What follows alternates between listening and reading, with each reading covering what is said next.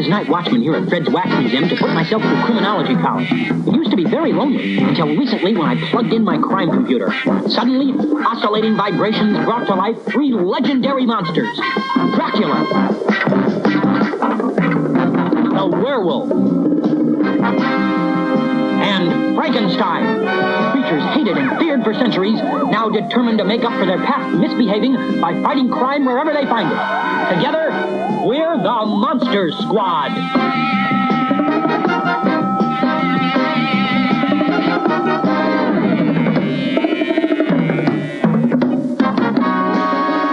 Welcome back, citizens, to an all-new episode of the Batcave Podcast. It's your old bat chum, John S. Drew here, and wow, we're going into another episode of the Monster Squad, and this one, even more so than the last one, has things in it that just scream Batman 66, and I feel I am more than justified in covering this episode by episode, not just doing it as an overall type thing, and I'm glad that I've got with me along the way from RevolutionSF and from the American Sci-Fi Classics track for Dragoncon, the co-moderator himself, Mr. Joe Crowe. Hey, Joe. Hey, Mr. John. I am... let's just say I'm tickled to be here. There you go. Oh, you and I are probably going to laugh more through this than the Tickler does in the entire episode. The Tickler is a disturbed individual. Oh, disturbed in terms of his motivations, disturbed in terms of his appearance. Everything about this guy is creepy. Yeah, this is a step beyond for a Saturday morning cartoon villain. I gotta say, I would have been kind of skeeved out had I seen this when it originally aired, or had I remembered seeing this. Right. I'm pretty sure I saw it when it originally aired, but this one was, I said in the last episode that I'm getting the feeling that they were really trying to layer this in a way for both the adults and the kids. And I think there are elements in this show in particular, including Ivor Francis, who plays the Tickler. His portrayal is something that the adults could appreciate as much, if not even more, than the kids. He doesn't have the wacky villain stuff that Alice Ghostly did, and then the devil himself, Mephisto, did in the second one. This guy is sinister. Yes. It's not, he's the Tickler, and his whole gimmick is that he cannot laugh, but he's not funny on purpose. And he's also, considering we're only 3 episodes in right now, but he's unique to the show because this is the first villain that the squad has encountered before. Yes, I noticed that. And my first thought was, now we have established that there is continuity, that there's kind of a larger universe or a larger storyline going on. The fact that the Monster Squad is out there and this villain met him before and now he's back again, and it's only episode 3. Yeah. Yep. And he's met them before, and in particular, he has a particular mad-on for Walter. And usually Walter is a behind-the-scenes guy. Yes. But in this episode, and I believe in the previous one, he's all over it. Yes. Yes, he is. He is. He shows up at the end with the Mephisto episode, to help with the fight and such. But this one is even more so. It's like Walter and his Monster Squad got me into this mess. He's the one who, and it almost makes you wonder, they could have taken it one step further. Maybe the reason the Tickler can't laugh anymore is because of something that Walter, almost like Batman and the Joker, when the Joker fell into the vat there in the movie, that it's like, you created me, I created you type thing. Because think about it, our Tickler here is a very warped version of the Joker. Yeah. When I was not prepared for his appearance, when I see the name Tickler, I think one thing, and this guy is not that. Yeah. Yeah. Because, when we think of tickling, it's like we're laughing as much watching someone laughing as they're being tickled. But no, this is that's not happening in this one. Now, the episode is called The Tickler, September 26, 1976, written by Charles Isaacs, directed by Wes Kenny, who directed our last episode with Mephisto. As I mentioned, Ivor Francis, smaller cast this time. Ivor Francis playing the Tickler, Al Stallone playing Twitter, one of his henchmen. Yes. The first appearance of the social media company Twitter in this episode. This is why it all went downhill, is because of its origins here. Yeah. And Doug Stevenson as Snicker. I believe that Snickers bars already existed, but I gotta say, good product placement. Yes. Interesting names too, considering all the kinds of things you could have had guffaws and you could have had giggles, and they pick Snicker and Twitter as their names.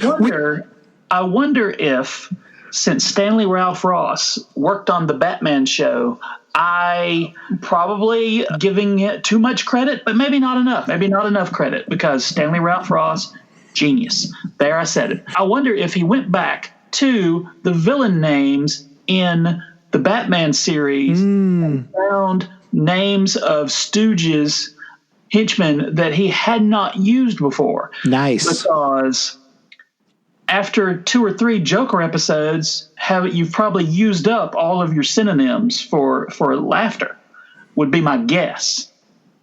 Nice. Yeah, you know what? I mean, the man was he had a way with words. He liked wordplay. He liked puns. He liked, and you could see it in his Batman episodes there and such. He liked jokes woven into his scripts, but they were never jokes that were for the sake of, well, we have to tell a joke now. It was, this is the right time and this is the right place and here's the right placement of words and you're going to get a laugh out of it. And I wouldn't be surprised if he went and did something like that. Yeah, speaking of that, like in the previous episode, in episode 2, the joke about the pronunciation of jugular. Yes. Where did that even come from? Smart stuff. Yeah, exactly. Now, when the story opens, we see that Walter's having a bad day. Gee, Walt, what's wrong? You really look upset. Upset? That is hardly the word for it.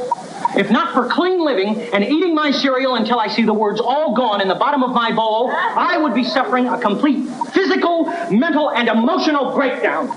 Gee, what's wrong? Well, you might ask. Today, I went to the supermarket and suffered the most embarrassing, humiliating experience of my brief life. You got caught squeezing the toilet tissue. No! I got caught trying to pass a counterfeit dollar bill. What's the matter with it? There's George Washington in the front. Oh, yes, but there is Martha Washington's picture on the back. Squad, somewhere out there, evildoers are printing this counterfeit money. How do we stop them? First, we put this into the crime computer and find out who those culprits are. Then we find a way to stop them.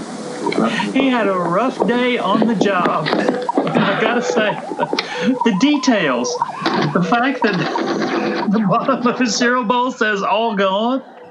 What the heck? Who is making him this cereal? Did he make his own cereal? I would assume that, but maybe his mom still makes his cereal. But the idea that it says all gone at the bottom. I want that bowl now. I want a bowl that says you're done. Right. I would love that. They consult the crime computer, and the computer only comes up with the word clown. But from there, they're able to make the connection of the tickler. And as they describe him, a man who cannot laugh, so he plays cruel tricks on society. And they give one example of how he spells naughty words with the alphabet soup in a restaurant. That's brilliant. That sounds like something that I would do. And I'm like, and all of a sudden I thought, well, am I the tickler? Am I on the same path if I go in and spell naughty words in the alphabet soup? Because that's bleak. Right. As far as villainous plots go, just that as an aside, the tickler's not well. He's not well. But the detail, like, look, I'm going to go into this restaurant, find the people who have ordered alphabet soup, and I'm going to stalk those people until I can rearrange the letters. So you're sitting there enjoying a lovely restaurant and having a lovely meal, and you're eating your alphabet soup, and it goes poo. Why is the word poo in my soup? Especially like something like that when you're trying to eat. Yeah. Or and your wife says, somebody spilled pee-pee in my soup. Or even better, she just goes, "There's pee-pee in my one." But now, maybe does the tickler have to hurry if he gets one successfully done, and to spell pee-pee he just used just two P's. Takes a shortcut. Yeah, it takes a shortcut. I mean, the effect is the same. Right. That would be my hope. Now, I think the tickler, being a dedicated bleak villain, he's going to go the whole route, and he's going to say P-E-E. Yeah, because he wants that full effect on people, that they're frustrated and get as I guess bleak as he gets. Because that's the other thing too. We haven't really talked about the look of him. He's dressed as a clown, but there's nothing colorful. It's almost like if this were done today, you would see there'd be like color correction done to him and stuff, while everybody else around him is cheerfully colored and such. He's all gray. He's dressed in a gray suit. His face makeup is very pale. Meanwhile, his two henchmen, they're in these bright red, but still like goofy looking, almost jester outfits. Yeah, it's like he's the opposite of the Joker. Yes. And his face paint is, off the top of my head, I cannot think of, that classic, the Send in the Clowns painting. Or is it a painting? I think it's a painting. I think of like Emmett Kelly, I think it is. That's it. That's the name I couldn't think of. Yeah. Yeah. That's what it's like. And bleak is the word that I keep coming up with for the tickler. I had cadaverous. Because it's gray. It's not even a bright white or anything. It's gray. It's almost like he'd had like soot thrown at him or something. It's just, and his whole facial expression the whole time, just down and depressed. And the casting is perfect too, because he's good at playing that kind of dour man. He is the least colorful villain, but on purpose. Yeah. What else has this guy been in? Oh my gosh. I mean, he's another one like our mayor from the last episode, who has been in a ton of like 60s and 70s, mostly comedies, where, he's just basically your doom and gloom kind of guy walking in and kind of looking down on it. He's either looking down on everybody being a little too smart for himself, or he's just, oh, woe is me type of thing. Nice. Yeah. No, that's why I say the casting is absolutely perfect. He's not going against type here. Let's put it that way, in the way he's usually cast, so to speak. And then add the layer of makeup and the costume. It's perfect. Can we talk about for a minute how disturbing the sidekicks are? Yeah, sure. Twitter and Snicker, they have what I guess they were attempting to make into jesters' hoods on their heads, but they are weirdly off-white or beige colored, and the pancake makeup on equally as disturbing as the tickler. Mm-hmm. These two guys, and then they're walking around, their movements are terrifying, and then the stuff on their head just bounces around. It is hard to watch. And then they're also like different sizes. So that also creates some interesting camera work for the director, because you've got one really big guy and then you got the small guy, and if they're in the shot together, you kind of have to, you can't do really too much of a close-up if you want to get them both in. Yeah, the big guy is a giant compared to the little guy. And it is, wow. That's all I can think of. Yeah. Yeah, exactly. Yeah. I did love, because now once we establish the Tickler and his men and their quest for revenge and stuff, we cut back to the museum and we see the squad has a lucite map, just like Batman 66, that they're using to triangulate the location based on, and it's the same thing. He's there. He's got the city map up there, and he's Xing things out because it's like money was passed here and here and here, and they're able to bring it to 3 possible locations. One of them making the most sense, a place called Laughland. Yeah, that is a classic Bat villain move. Yes. And I loved it.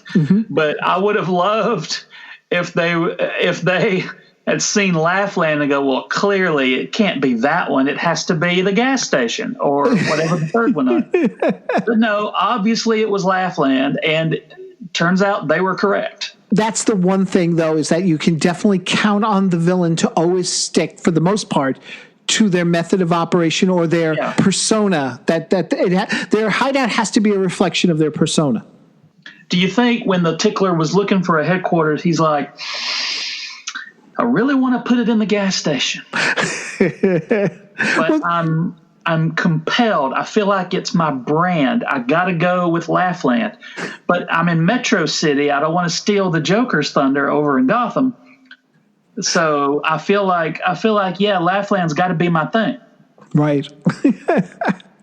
Now, we talked about this in the last episode as well, because what happens is the Monster Squad head out to Laughland, and when they get there, when they enter, the director spends a lot of time showing their fearful reactions to what's around them, which is this huge set and the intricate for Saturday morning, details that they've got set up there in terms of decoration. This set is as ornate as episode 2. And we're only in episode 2 and 3. Who knows what kind of bizarre masterpiece is going to happen as we get further into the season. But this episode is, or rather this headquarters with the cage and the slide. Yes. I've got more about the slide, but the whole thing, and the colorful bars, that's good stuff. Yeah. Yeah. So he had it set up like, when people come after me, I'm gonna have a cage ready. Because I got to get the Monster Squad. That's his whole thing. He's got to get the Monster Squad, which he does. He manages to, as they're looking about and stuff, they manage to fall in. And interestingly enough, Frank dives in after them. He doesn't back off or say, let me go get help or anything. He dives in after them, so they all get trapped in that cage you spoke of. Don't strain yourself, Mr. Stein. The Tickler. Those bars are made of milk of magnesium alloy, mixed with diamond steel, and the strongest substance known to mankind. Library paste. Library paste? It is useless to attempt to free yourselves. No muscle, human or inhuman, can bend those bars. You can't hold us, Tickler. We'll find a way out of this. Revenge is sweet, and I will exact full payment for every grievous moment I suffered during my incarceration. This is but a first step, placing you in a cage where all monsters belong. Oh, what are we going to do to them, Tickler? We'll keep them alive until Walt, their upstart little leader, comes searching for them. The entrances down the slide, Dracula and the Wolfman and Bruce, they haphazardly, they make it down to the slide into the cage, what appears to be safely. Yes. It appears but Frankenstein appears to have been murdered by the slide. He comes straight down and rockets past Dracula and Bruce and goes feet first into the bars. Yes. He looks like the actor-wise, it looks like the other two gingerly went down the slide, but Frankenstein went all in. He's like, I'm going for it. And he goes, boom! boom, and it appears that he could have hurt himself. Yeah. And I appreciate that. I appreciate him going for it. Yes. Yeah. But it's you can't really. There's not. If these guys are doing their own stunts, you can't control what's happening. And here's a guy in a giant Frankenstein suit. You don't know what that suit's going to do, and he rockets down that slide, and it appears that he is murdered. And they cut away. Like, oh my God, we've killed Frankenstein. I hope that didn't happen. I would imagine too, these guys did not have stunt doubles, considering. And here's again something else that we haven't really talked about. Their makeup for a Saturday morning show is pretty intricate.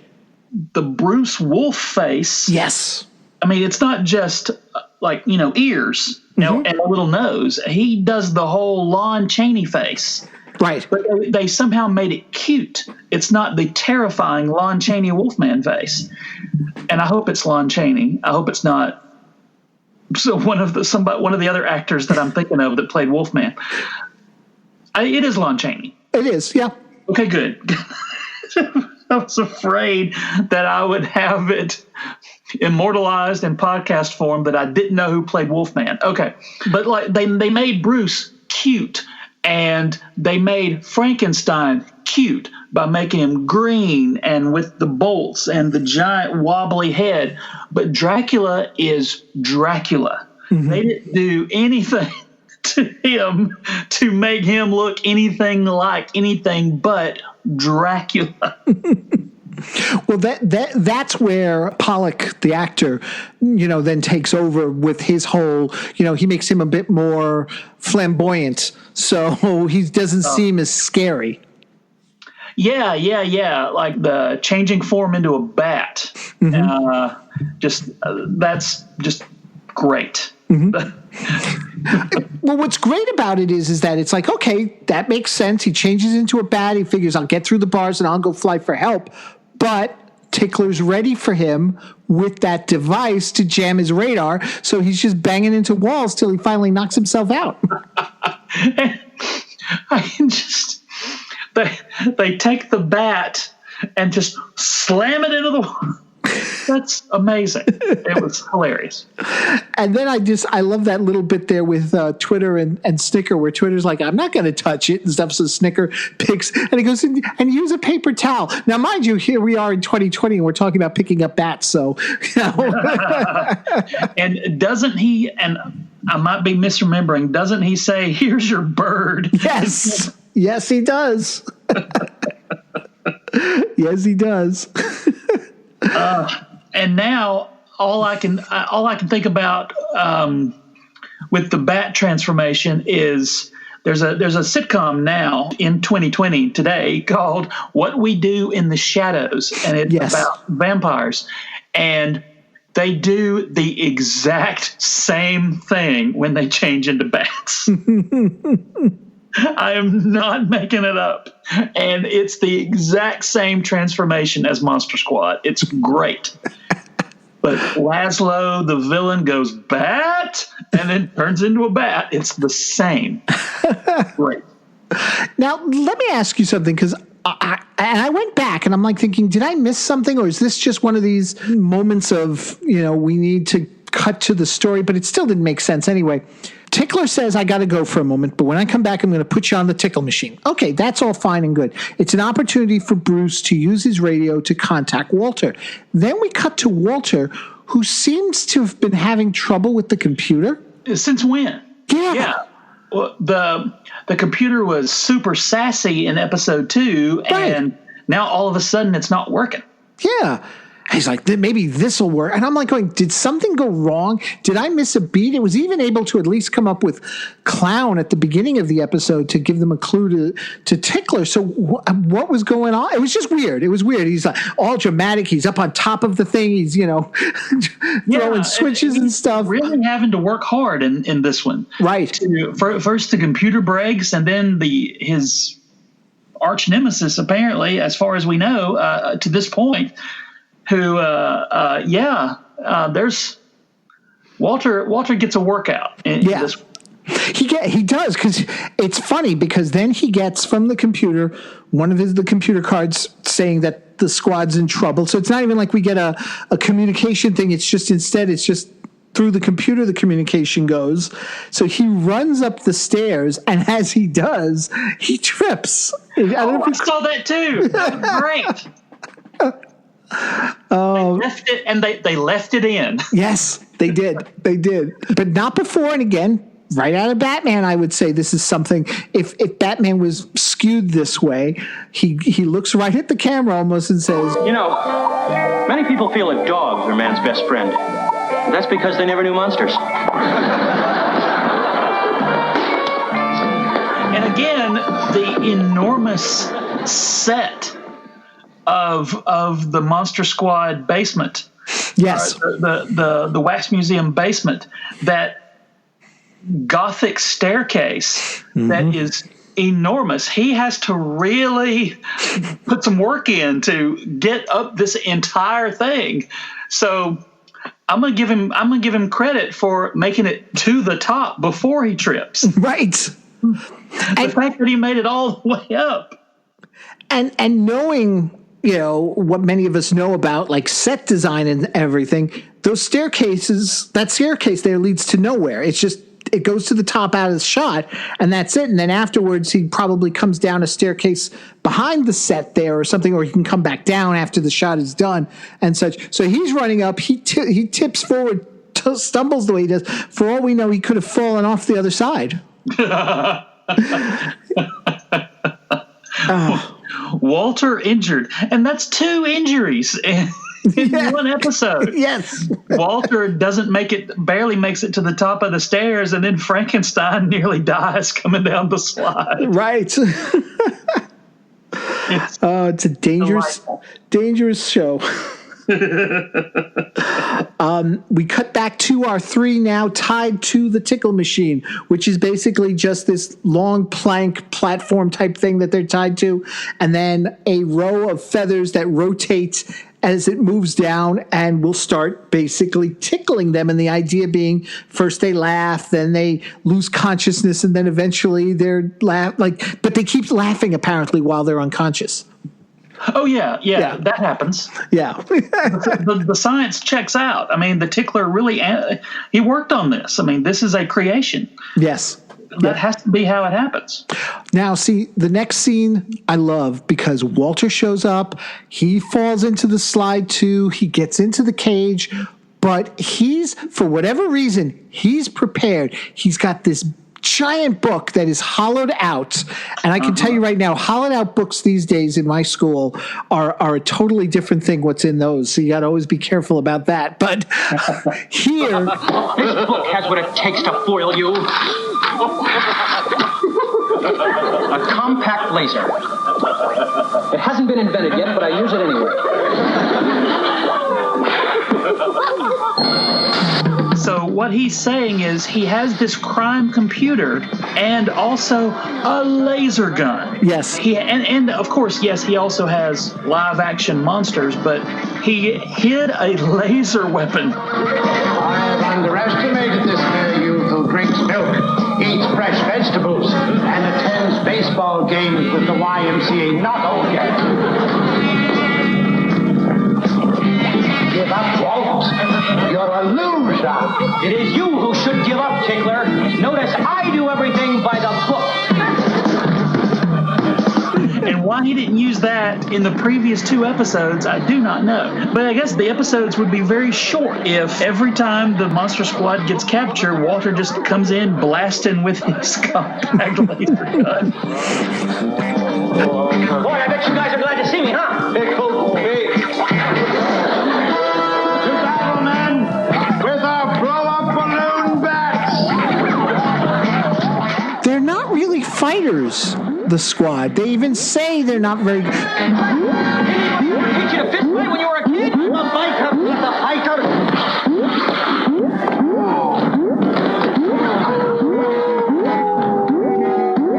What are you doing?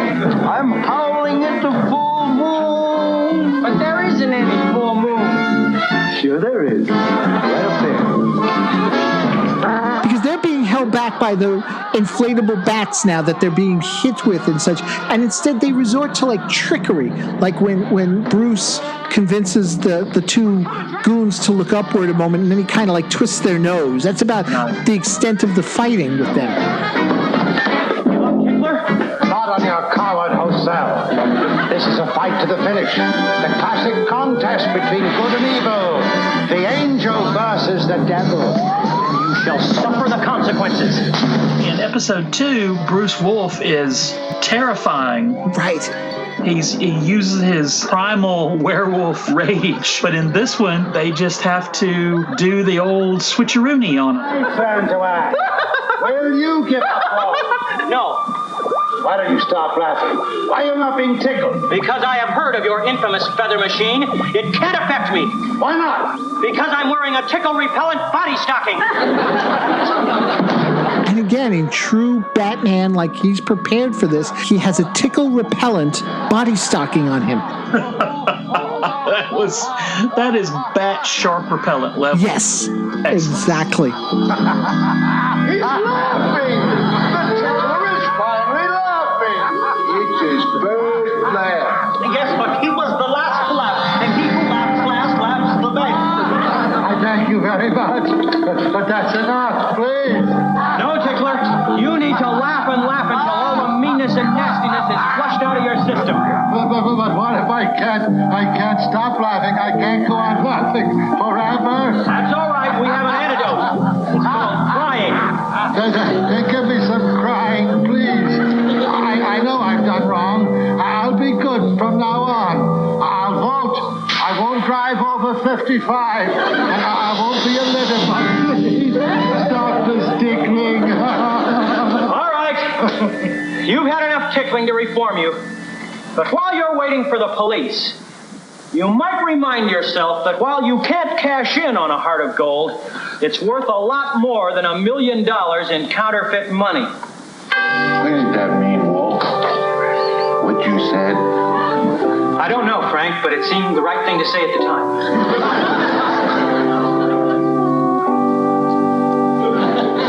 This episode is all Walter. The poor Monster Squad, they are...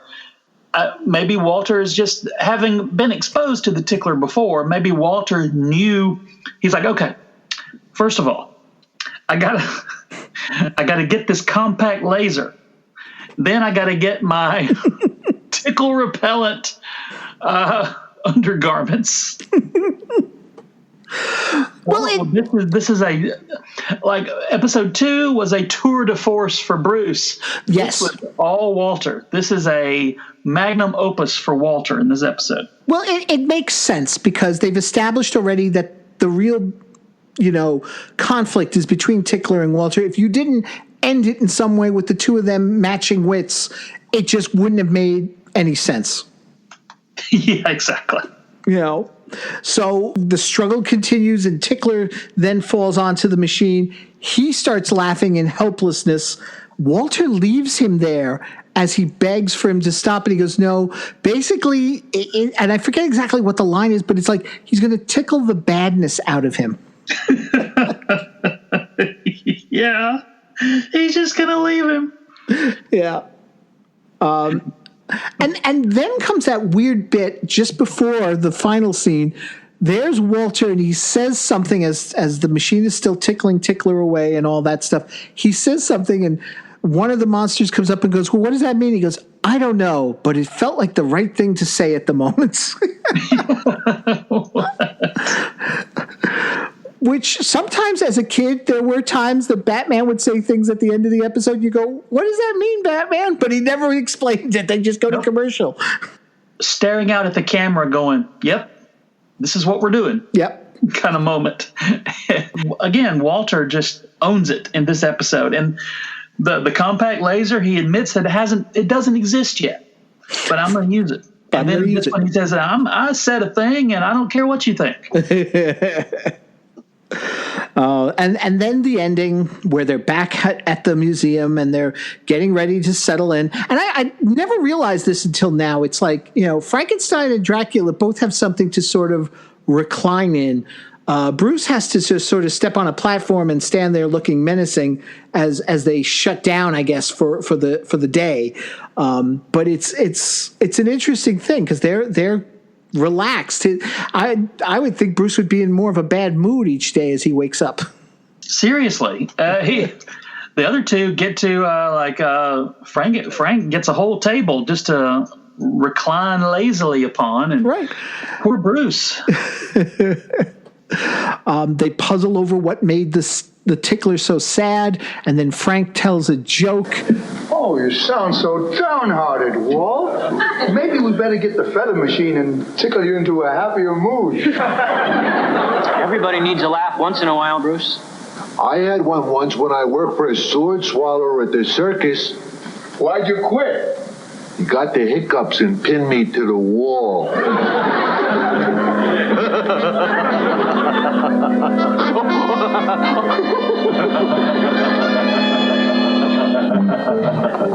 That is funny.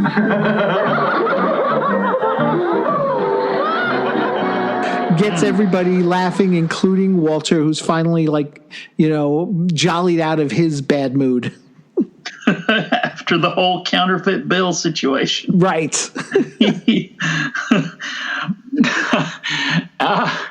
And then then they do the ending with everybody laughing is just a classic. Right. So I'm all in for them doing that. That's classic. That's classic. 60s, 70s. The whole. All you need to do is have them freeze frame. Yes. Yes. And of course, the TV show Police Squad made fun of that excellently, and that's all I can think of now when I see people do that in the 70s. But one thing I did notice about the end of the episode, the font of the credits is Happy Days. Oh, I thought it looked familiar. It's or Laverne and Shirley also. Right. It seems like just that's, and even the same color. I don't know. That struck me. I was like, what? But no. I believe it or not, did a tiny bit of research and found an image of the Happy Days credits, and yep, it's the same. It's the same. Wow. I thought it looked familiar. I'm like, why do I get a feeling of familiarity as I watch those credits? Yeah. Like I should know them. And stock credits, it wasn't anything crazy, but just boop, there it is. Good for them. Yeah, good. Yeah, well, why not? It works. It's funny because there's going to be I review $6 Million Man and Bionic Woman episodes too, and I never realized how other Universal shows actually use those fonts as well for their credits. Right. Right. Why not? I mean, they're like, look, we've got 3. We got to reuse these suckers. They don't come cheap. Yeah. Well, here's the thing. I gotta say now, out of the 3 episodes, this one is my favorite. Okay. Strong contender. I'm gonna still stick with pound for pound. I will say this one is also my favorite. The honey bear in the first episode.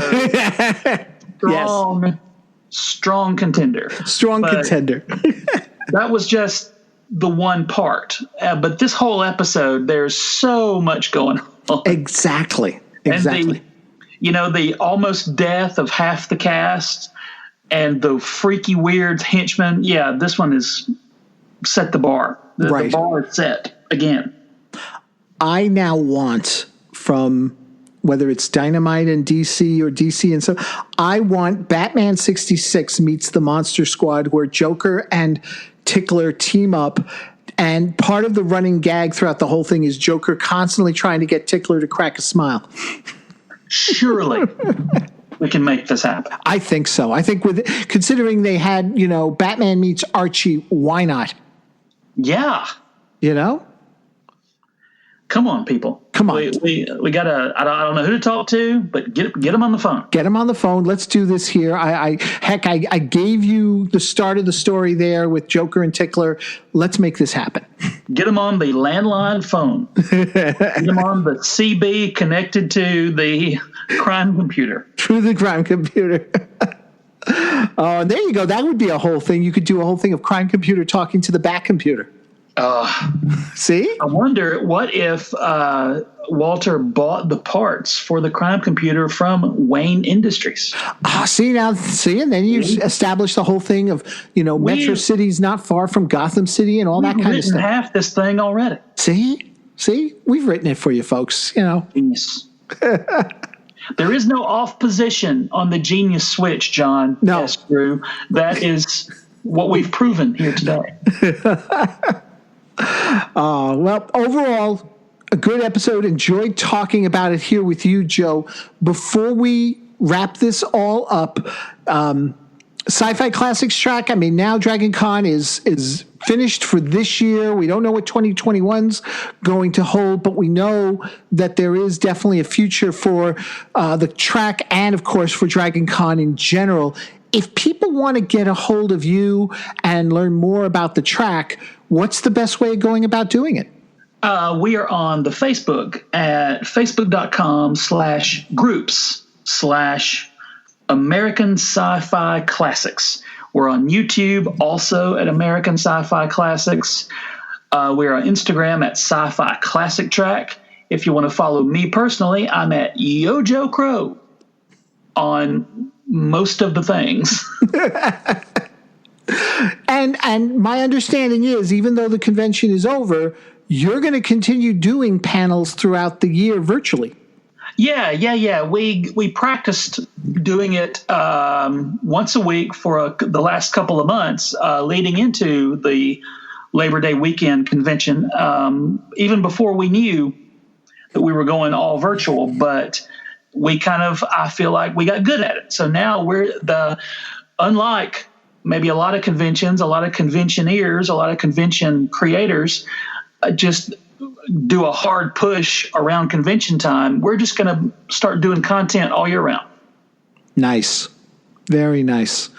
And if you want to keep up with the latest developments with Dragoncon, of course, they've got, as well in general, they've got their Facebook page and their Twitter and all that. But you can also head over to dragoncon.org for that as well. Yeah, nice. So, Joe, the next time we get together, we're going to be talking about the Ringmaster. Oh. Yeah. I hope that there are live action animals. Yes.